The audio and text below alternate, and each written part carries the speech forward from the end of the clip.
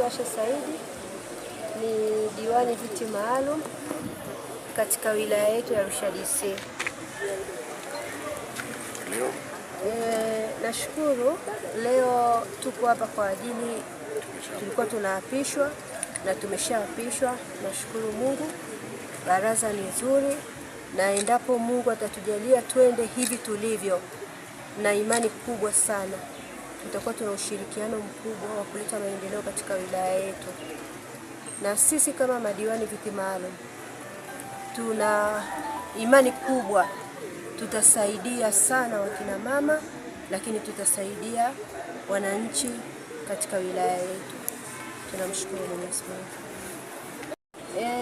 Nina imani kubwa kwamba kwa uzoefu tuliokuwa nao tutahakikisha kwamba kwa kila mama ambaye anastahili kupata mikopo na aliotimiza masharti atapata mkopo, na tutajitahidi kwa sababu tunashukuru Mama Samia, rais wetu wa Jamhuri ya Muungano wa Tanzania, ametoa mikopo mingi kuliko kipindi kingine.